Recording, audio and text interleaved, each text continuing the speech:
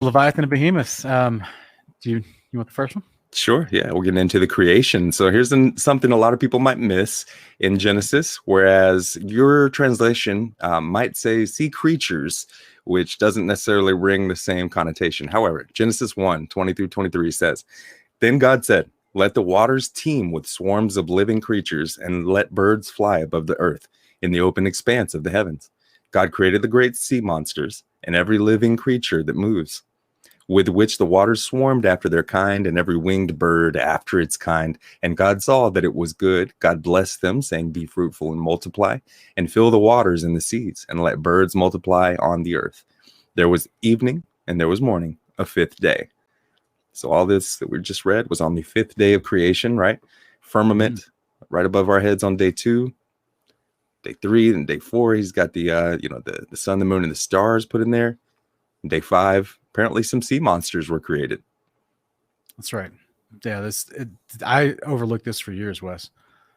Yeah, this was a huge misunderstanding, or just like I overlooked the firmament in Genesis 1. It's amazing how much actually is explained to us in Genesis 1.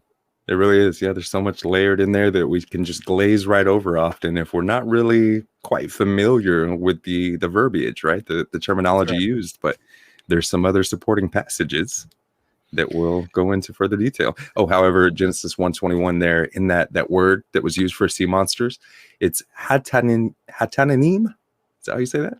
Hatananim, something like that. That's how I would stumble through it. Yeah. Yeah. Dragon, sea serpent, sea monster, dragon or dinosaur, sea or river monster, serpent, venomous snake. So it's got quite a few meanings in the definition there, but interesting no less. Yeah, that's awesome. And then in Jubilees 2:11, it also says on the fifth day he created great sea monsters in the depths of the waters. For these were the first things of flesh that were created by his hands, the fish and everything that moves in the waters and everything that flies, the birds and all their kind. Interesting. That sentence there where it says these were the first things of flesh created by his hands. I think we'll see something again tying back to the creatures of tonight's topic. Yeah, that relates to that sentence. To Baruch, the Apocalypse of Baruch, scribe of Jeremiah, says in chapter 29:4, "And Behemoth shall be revealed from his place, and Leviathan shall ascend from the sea, those two great monsters which I created on the fifth day of creation." There we go again. So, another confirmation of the fifth day, but ... at the end, dun dun dun. We'll come back to that verse. There's a conclusion statement that has to do with the fulfillment and the purpose of these guys. So we'll come back to this passage later. Yes, and stick to the end, guys, because it's so relevant to the return of the Messiah. It's amazing. 2 Ezra 6:47-48.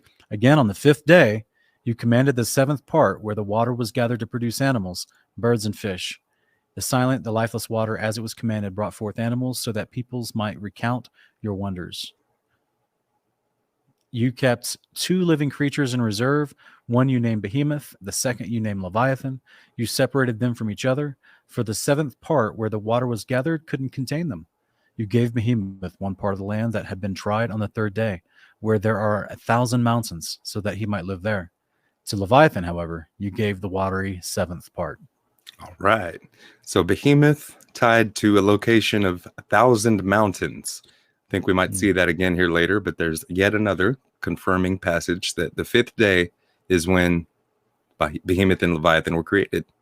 That's right.